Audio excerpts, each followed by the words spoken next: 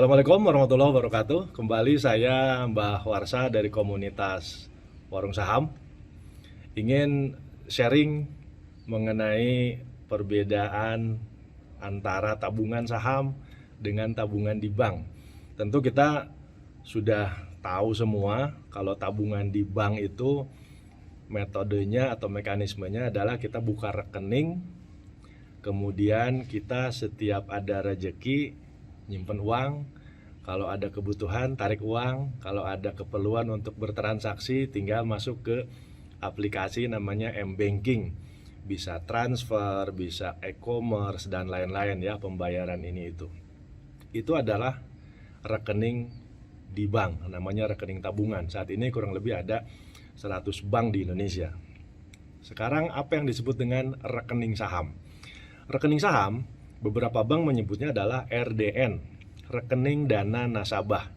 Ada juga yang disebut dengan RDI, rekening dana investor. Nah, sama-sama bukanya di bank. Ya, tapi banknya adalah yang disebut dengan bank kastodian. Bank kastodian adalah bank yang memiliki izin dari pemerintah, dalam hal ini Bank Indonesia, untuk bisa mengelola rekening atau account saham. Nah, jadi tidak seluruh bank ya, dari seratusan tadi bank itu ada beberapa saja. Kurang lebih ada sekitar 15 atau 20 bank di Indonesia yang sudah dapat izin dari Bank Indonesia untuk menjadi bank kastodian, untuk membuka rekening saham atau RDN atau RDI. Nah, mekanismenya bagaimana?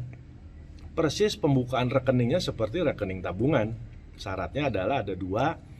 Yang pertama, kita memiliki iktp, jadi harus sudah yang tercatat di Dukcapil ya, jadi elektronik KTP. Yang kedua, harus memiliki rekening tabungan. Itu adalah syarat untuk membuka rekening saham atau RDN atau RDI. Nah, kita bukanya di mana? Biasanya melewati perusahaan sekuritas. Jadi kita tidak bisa langsung ke bank untuk membuka rekening saham, tapi kita harus melewati perusahaan sekuritas. Nah, perusahaan sekuritas ini di Indonesia ada kurang lebih 95-96 perusahaan sekuritas. Perusahaan yang memberikan layanan untuk bisa melakukan transaksi saham di pasar modal.